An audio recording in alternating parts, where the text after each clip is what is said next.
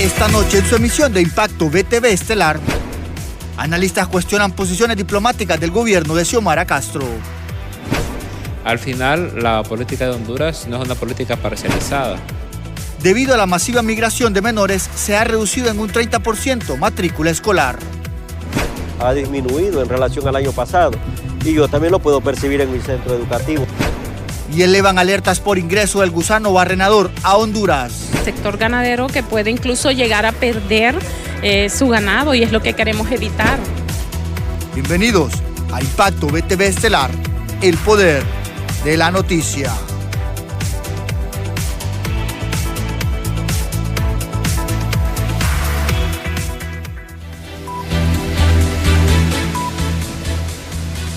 Buenas noches, Honduras. Bienvenidos a Impacto BTV en su emisión estelar. Como siempre, les saluda Oscar Ortiz. Es un gusto poder acompañarlos en esta hora de noticias. Y prácticamente vamos a iniciar con lo último que se ha estado generando en el área de la salud. Bienvenidos.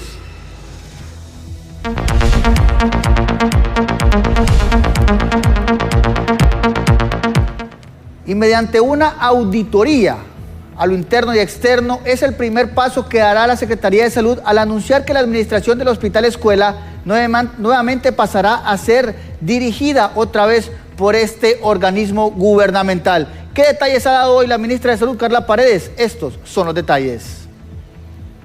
Luego que se oficializó nuevamente el traspaso del Hospital Escuela a la Secretaría de Salud, la ministra Carla Paredes anunció que de manera inmediata ordenará una auditoría forense externa e independiente para investigar y que se entregue un informe de actualidad de la situación en que se encuentra este centro asistencial. Creemos que estamos en la capacidad como CESAL de reconducir al Hospital Escuela y convertirlo en lo que siempre fue, ¿verdad? Un referente, el barco insignia que tiene la CESAL de sus 32 hospitales, ¿verdad? Como el más importante. Yo le digo a la población, vamos a enfocarnos, vamos a esforzarnos para garantizar existencia de medicamentos, existencia de insumos, cupos, ¿verdad? Que eso es un dolor también, porque a veces existen los medicamentos, pero no hay camas. Profesionales de la salud comentan que fue una decisión acertada, que fuese la Secretaría de Salud la encargada de llevar las riendas del Hospital Escuela. Sin embargo, señalan que este nombramiento y dichas audiencias sean para dar un servicio de calidad y que no se deje por fuera el tema del presupuesto. Nosotros creemos que fue una medida correcta, es lo que tenía que hacer, es lo que hemos venido diciendo desde hace mucho tiempo. Lo que sí es que esperamos que también haya un compromiso en cuanto a brindar el presupuesto, el personal asistencial directo al paciente, médicos, enfermeras, camilleros, instrumentistas, todo el personal que tiene que ver directamente y que esperamos que no siga incrementándose la burocracia. Para miembros de la Comisión de Salud del Congreso Nacional, señalan que la crisis que existe en el país en el sistema de salud será un tema difícil de superar, ya que quienes han dirigido el Hospital Escuela y el actual gobierno no ha puesto de su parte para superar dicha crisis. Al menos se transparentó, es decir, se denunciaron muchos actos de corrupción, se mejoraron los procesos, hubo mucho más transparencia, más ejecución e incluso se garantizó medicamentos y infraestructura de calidad a los pacientes. Desgraciadamente en ese interín, en ese cambio que ha habido de que llegó este gobierno, es cuando más crisis ha habido. Las principales acciones que tomará la titular de salud será el bloque de plazas aparentemente no asignadas y el interés en mejorar el Hospital Escuela mediante la incorporación de nuevo personal bajo un filtro de servicio y responsabilidad. Con imágenes de Jesús Sánchez, les informó José Luis Castellanos.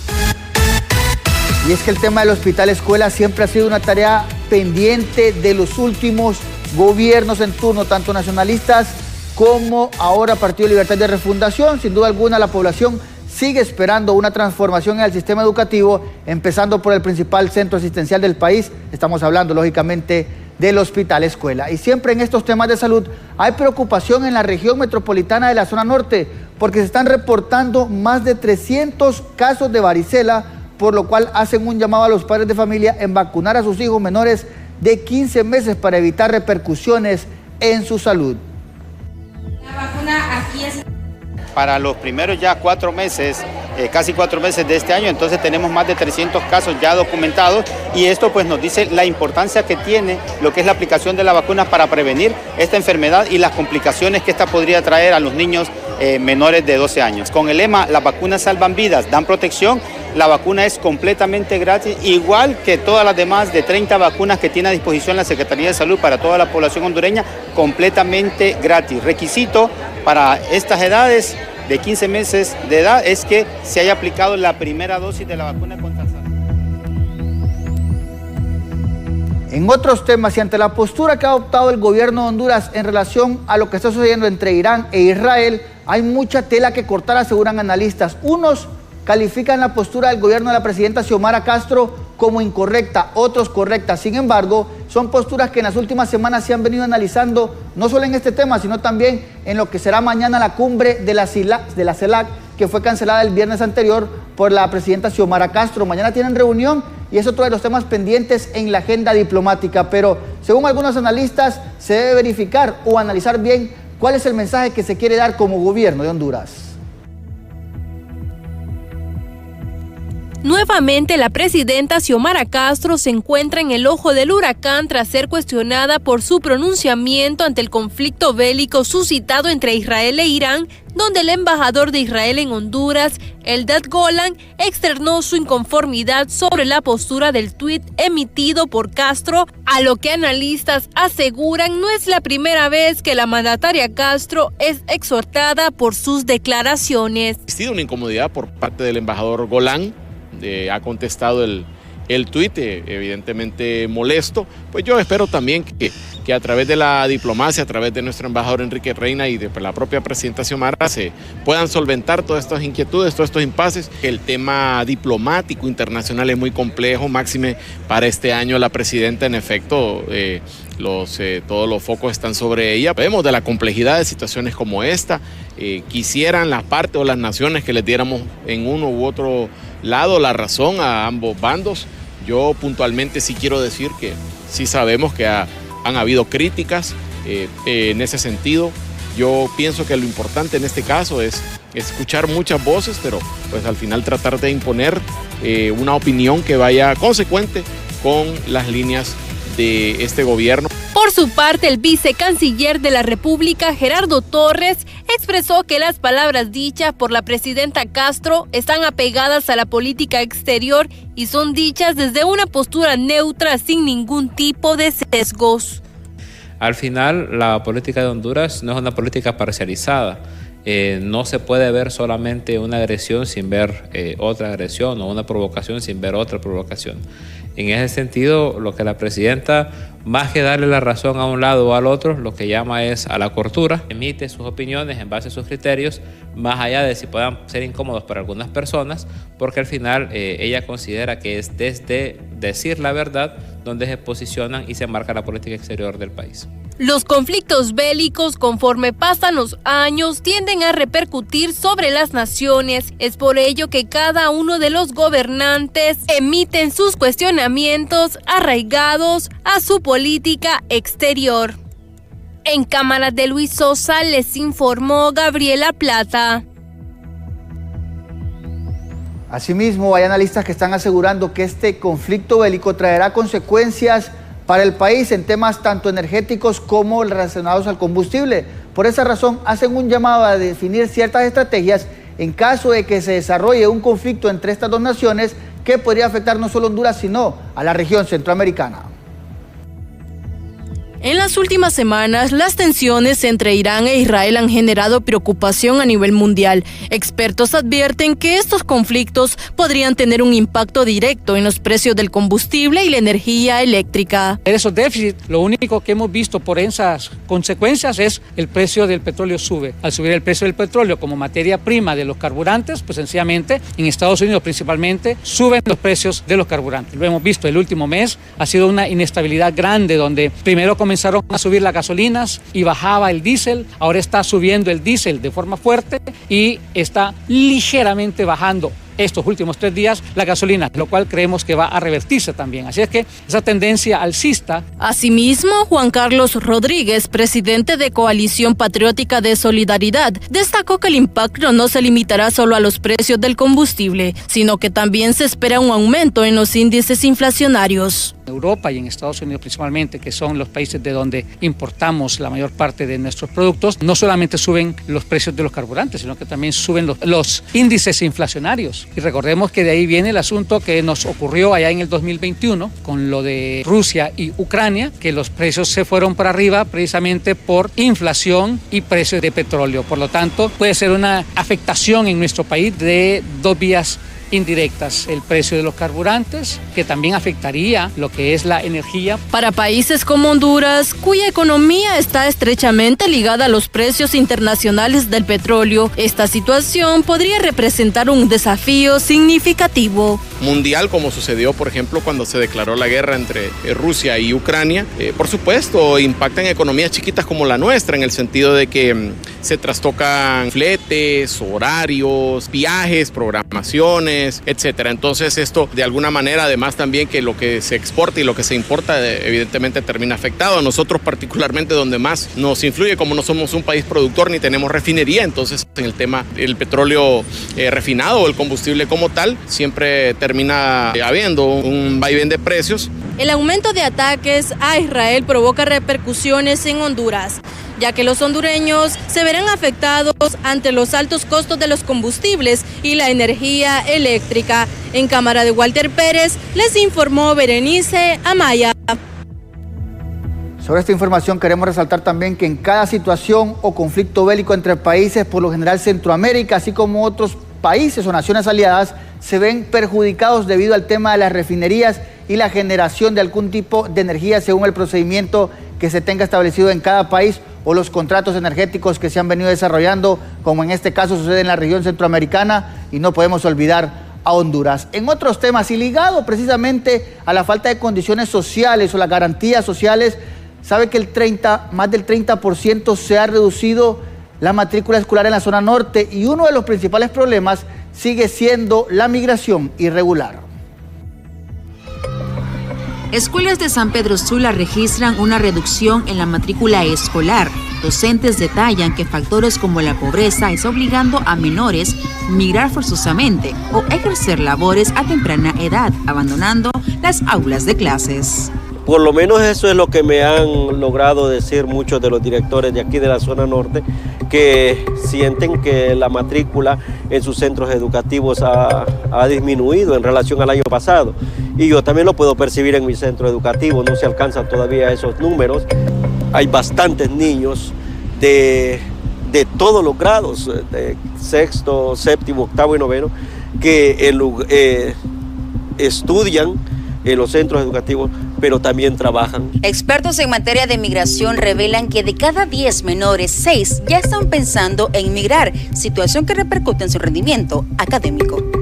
El año pasado igualmente creo que el Instituto Nacional de Estadística hizo otra investigación donde revela que casi 1 millón, sobre todo jóvenes, manifestaron que para 2024 tienen la intención, el interés de irse del país, porque resulta que también nuestro sistema educativo tiene deficiencias, ¿no?, de atención, de condiciones de infraestructura, la capacidad económica de los menores para cubrir los gastos, digamos, becas casi no hay posibilidades para cubrir los gastos de la educación.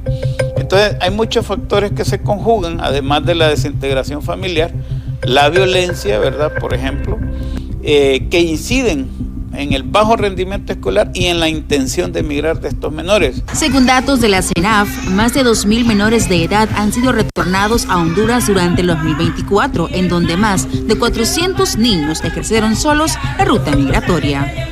Informó para ustedes Mariela Manzanares. Gracias, Mariela. Y esa es la realidad prácticamente en la zona norte del país, donde es una de las zonas que se reporta con mayores cantidades de migración irregular. El destino final es los Estados Unidos.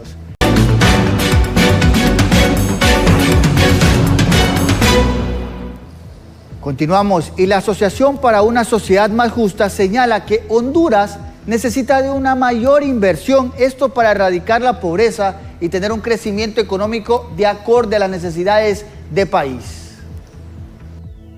La pobreza estructural de Honduras sigue siendo un problema latente en la actualidad, a pesar de que algunos indicadores muestren reducción de la misma. Se estima que de cada 10 hondureños, 6 viven en pobreza, flagelo que se combate con la generación de empleos dignos y mayor inversión, señalan desde la Asociación para una Sociedad Más Justa. Que esa reducción de la pobreza es una tendencia de toda América Latina. Recordemos que en el 2021 vimos unos elevados niveles de pobreza producto de la pandemia. Muchas personas perdieron el empleo y eso pues al final no tenían ingresos, y una de las cosas que mide esa metodología de pobreza es el nivel de ingresos familiares. Entonces es un poco normal, podemos decirlo, que haya una tendencia a la baja. Sin embargo, 6 de cada 10 hondureños viven en situación de pobreza.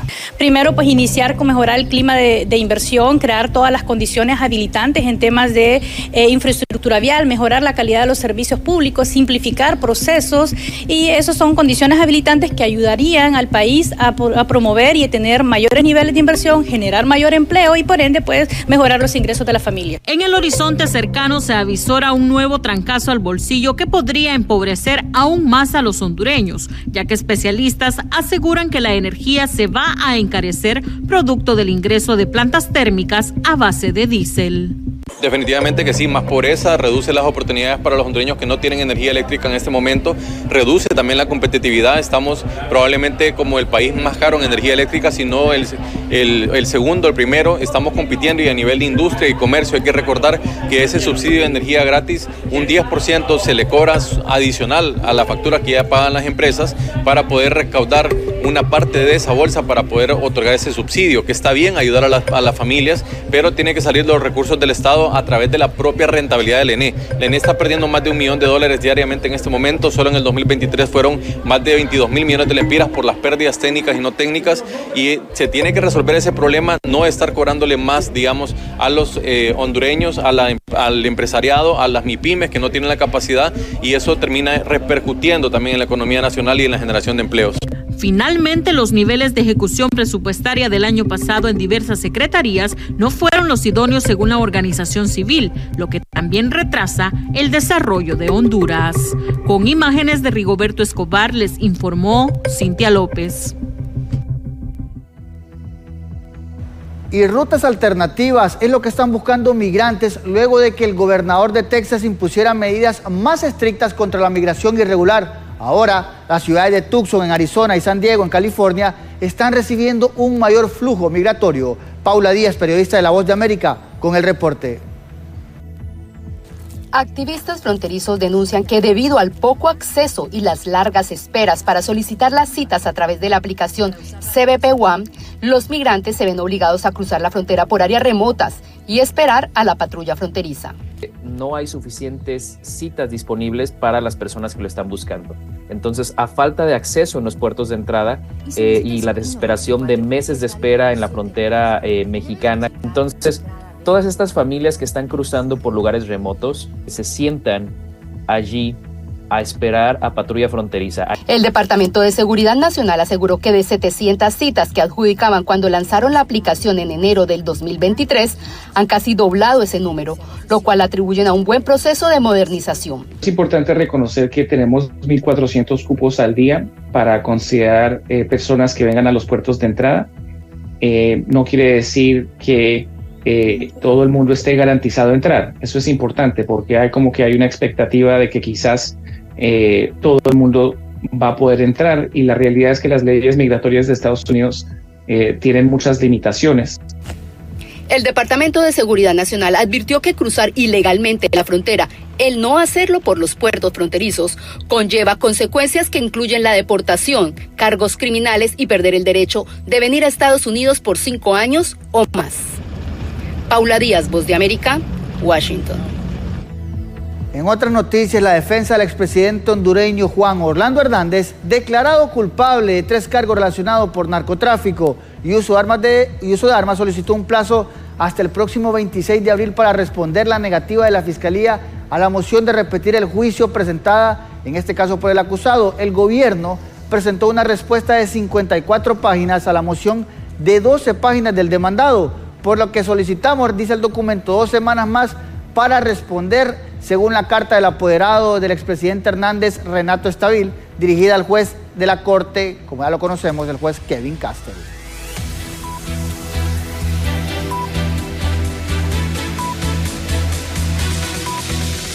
Bien, en otros temas, la Secretaría de Agricultura y Ganadería de Honduras continúa implementando medidas preventivas, esto en respuesta a las amenazas de la entrada del gusano barrenador al territorio nacional. Estas acciones tienen como objetivo proteger la economía del país de posibles daños. Ante las amenazas de la entrada del gusano barrenador al territorio hondureño, la Secretaría de Agricultura sigue tomando medidas preventivas para evitar que la economía hondureña se vea afectada. Especialmente al sector ganadero, ¿verdad? Al sector ganadero que puede incluso llegar a perder su ganado y es lo que queremos evitar. Pero también afecta a las personas. Si una persona, cualquiera de nosotros, podemos tener una pequeña herida y se nos para una mosca ahí, podemos salir afectados. La enfermedad provocada por el gusano barrenador ya se encuentra presente en Panamá y Nicaragua, por lo que las autoridades están alertas ante esta situación. ¿Y qué es preparar? Es capacitar, es que todos los técnicos que están principalmente en las aduanas puedan, por donde ingresa ganado, puedan hacer las inspecciones necesarias y correctas para evitar que al país pueda entrar un animal enfermo o un animal portando la enfermedad. La Secretaría de Agricultura está capacitando personal en las aduanas para que realice la correcta inspección y que eviten la entrada de animales enfermos, ya que este gusano barrenador podría ser mortal para los humanos. Para prevenir la introducción al país de la enfermedad gusano barrenador del ganado. Esta enfermedad ya ha sido oficialmente notificada en Panamá, Costa Rica y más recientemente en Nicaragua. Este es un problema parasitario que afecta la ganadería. Nicaragua, país vecino de Honduras, ya registra más de 10 casos provocados por el gusano barrenador, por lo que la Secretaría de Agricultura de Honduras se encuentra alerta ante esta situación, ya que esto podría provocar daños en la economía y en la salud de los hondureños. En cámara de Walter Pérez, les informó Berenice Amaya. Gracias por este reporte, Berenice. Seguimos con más noticias. Un total de 181 municipalidades no han presentado ante el Tribunal Superior de Cuentas el informe de rendición anual acumulado correspondiente al ejercicio fiscal 2023, teniendo en cuenta que solo hace falta 16 días del vencimiento del plazo legalmente establecido y únicamente 117 municipalidades mostraron dicho informe. Esto significa un 39%, la cifra más baja en la historia. Asimismo, 13 mancomunidades y 3 empresas municipales dieron a conocer el informe. Por otra parte, 275 municipalidades ya presentaron ante la Contaduría General de la República sus estados financieros del ejercicio fiscal, según el comunicado emitido por el Tribunal Superior de Cuentas.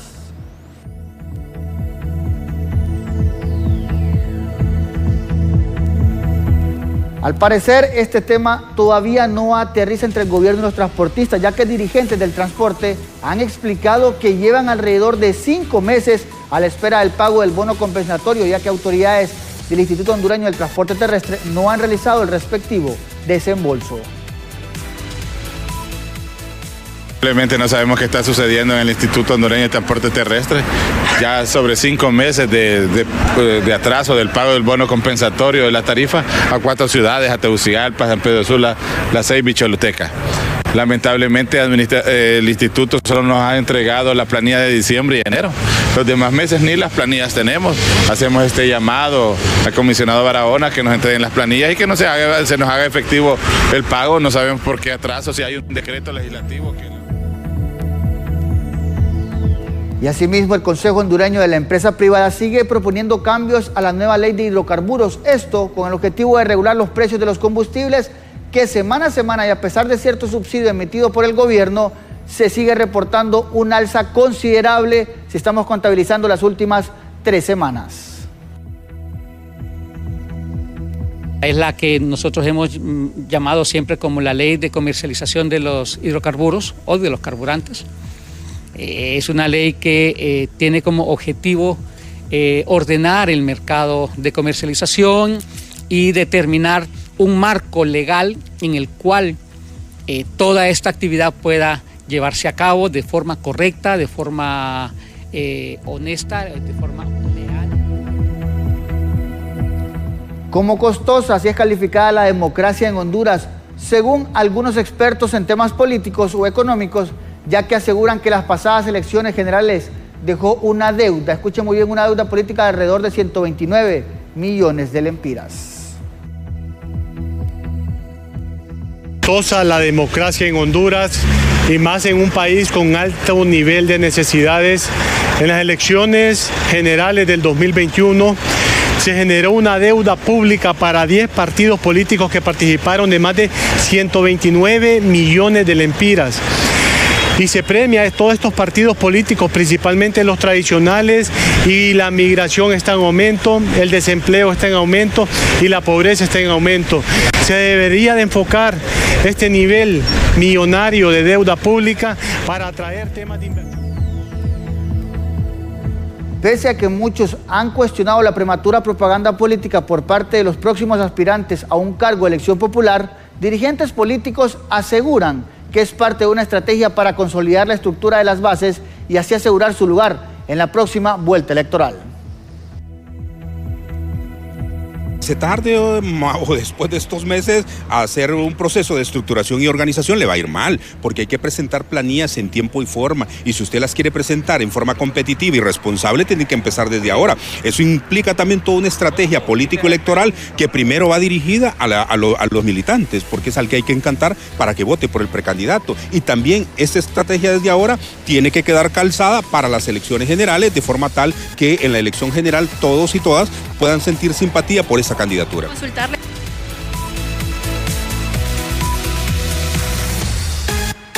Seguimos desglosando aún más este tema, ya que organizaciones de sociedad civil condenan el uso de recursos del Estado para campañas políticas. Cintia López de la zona norte, con detalles. Buenas noches.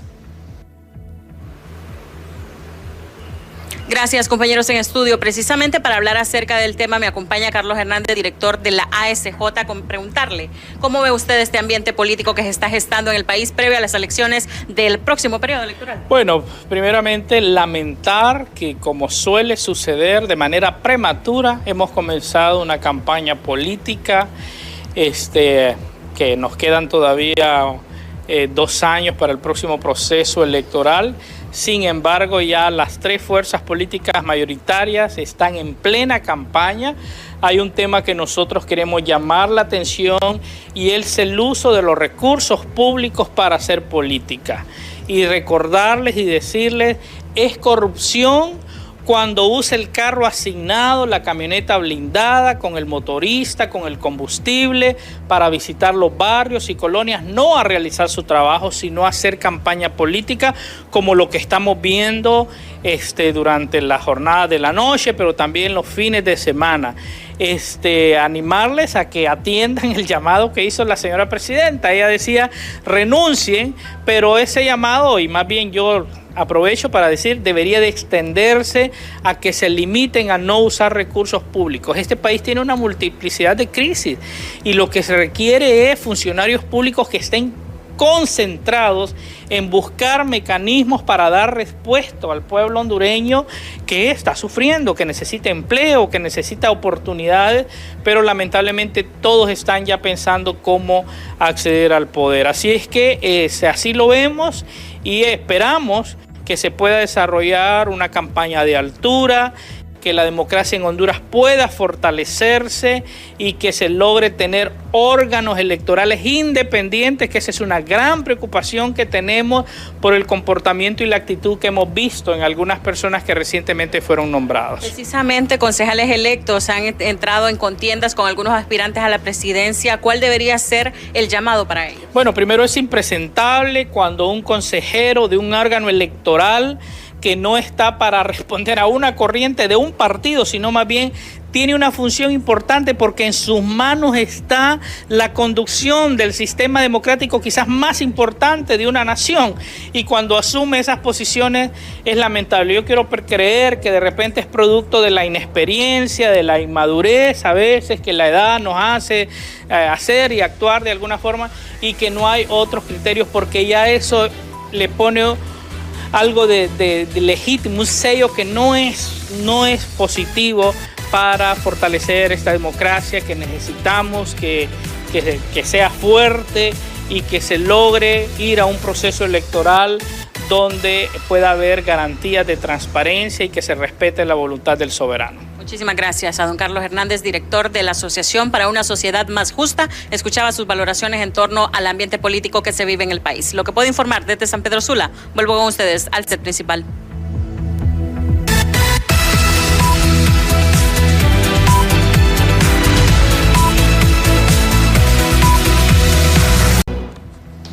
Gracias por continuar con nosotros. Mire esta noticia. En las últimas horas, un ciudadano residente en el sector de Cofradía San Pedro Sula denunció, escuche muy bien, denunció que la policía quiso introducirle, escuche bien esto, un palo de escoba en el ano tras haberle requerido para investigación. Esto dice el ciudadano afectado.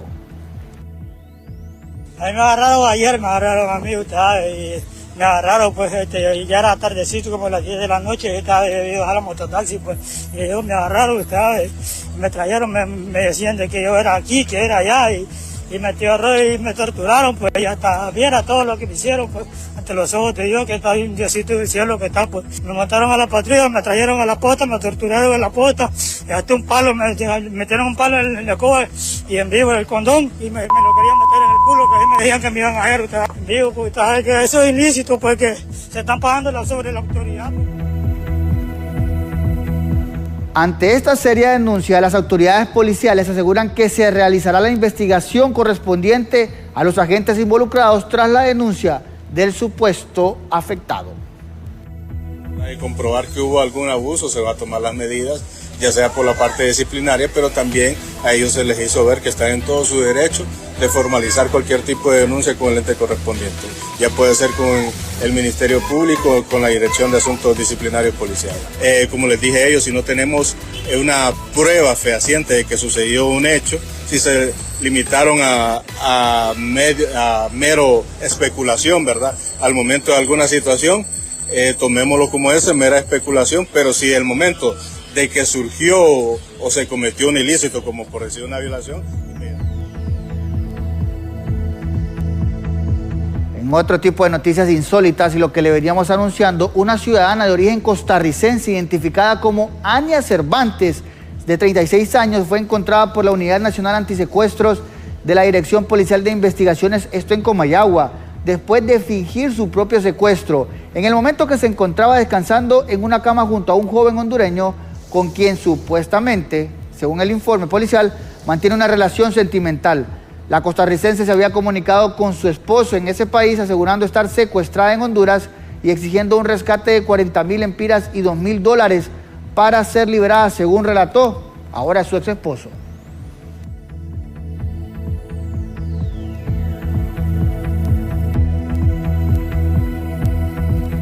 Y mediante allanamiento en 3 departamentos de la región norte atlántica e insular de Honduras, la Agencia Técnica de Investigación Criminal desarticuló una banda que supuestamente traficó 240 toneladas de cocaína desde Sudamérica hacia los Estados Unidos.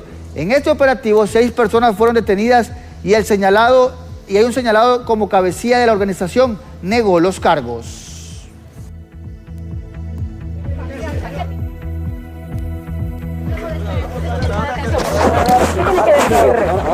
¿Qué tiene que decir para eso? Ahora paso. Verdaderamente un malentendido. Se declara completamente inocente de trasiego de droga. Claro. Mencionan que está involucrado en al menos 250 toneladas.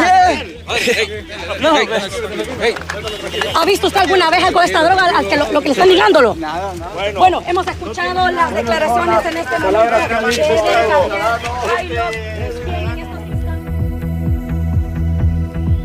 Con el paso de los años, la figura femenina ha logrado alcanzar un liderazgo a lo interno de las estructuras criminales en el país, que van desde cobrar la extorsión hasta dar órdenes para ejecutar asesinatos. Walter Pérez nos presenta este reportaje.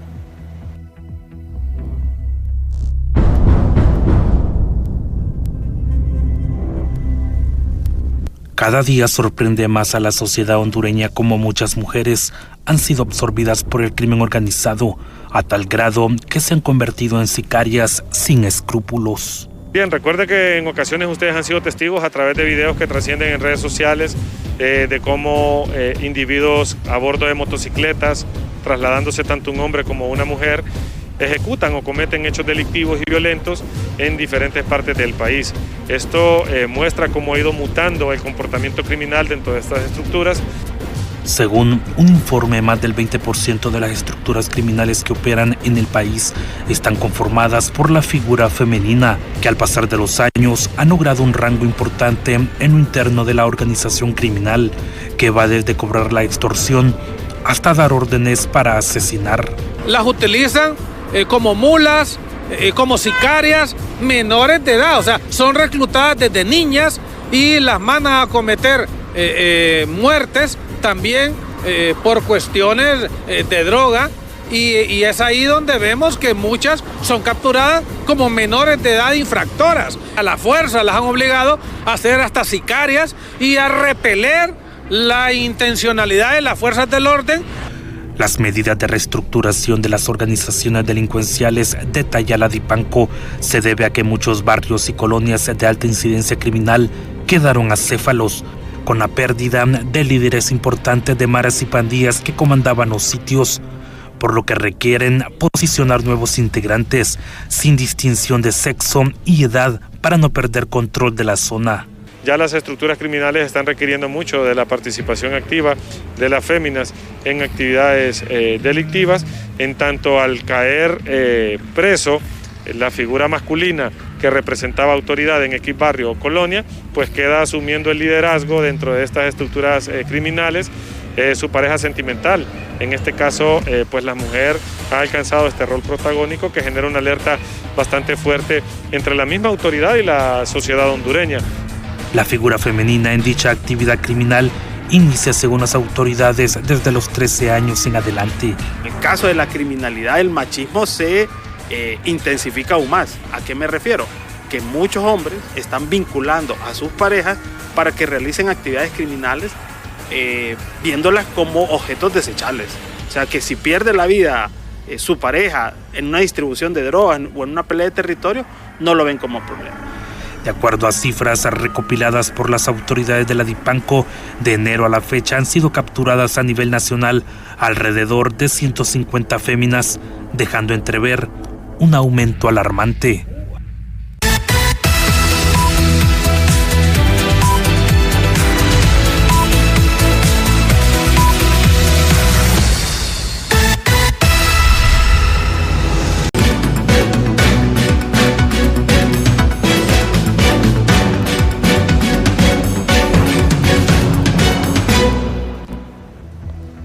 Continuamos. Hoy se concedió la solicitud de extradición, una nueva solicitud de extradición del hondureño Víctor Manuel Viera Chirinos, con destino a los Estados Unidos por la supuesta comisión del delito, esto de tráfico de drogas, quien mediante su defensa accedió a allanar la solicitud formal por la Corte del Distrito Norte de California, donde a partir de este momento Chirinos, junto a su defensa, no presentará ningún tipo de apelación.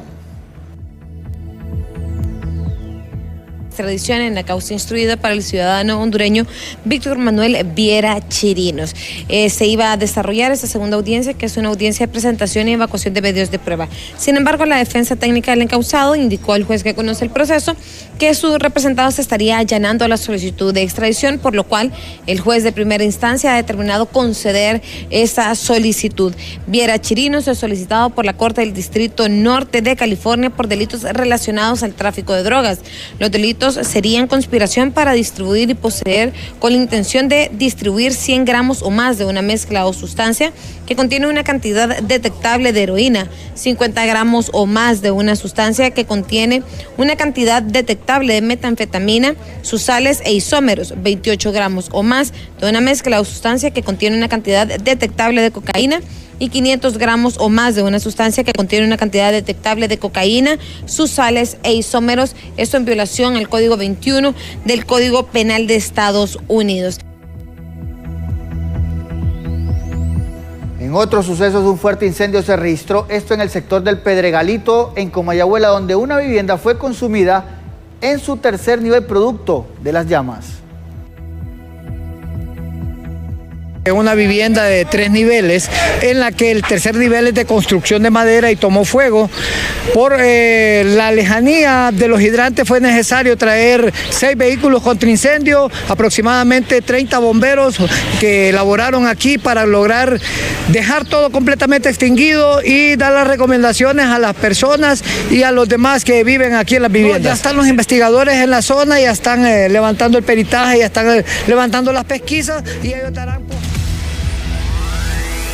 En otros temas, la Secretaría de Seguridad, por medio de la Policía Nacional, lanzó un plan de seguridad, esto en la jefatura departamental en la isla de la Bahía, convirtiéndose en el primer departamento de Honduras en cumplir con estándar internacional de 3 policías por cada 1000 habitantes, teniendo 75 nuevos funcionarios y además 7 vehículos policiales para reformar la infraestructura policial. Del mismo modo, se entregó 3 radiopatrullas, las cuales forman parte de un lote de 138 unidades, colocando una en cada 30 kilómetros, con el objetivo de fortalecer el binomio policial en beneficio de la población local y turística de ese departamento.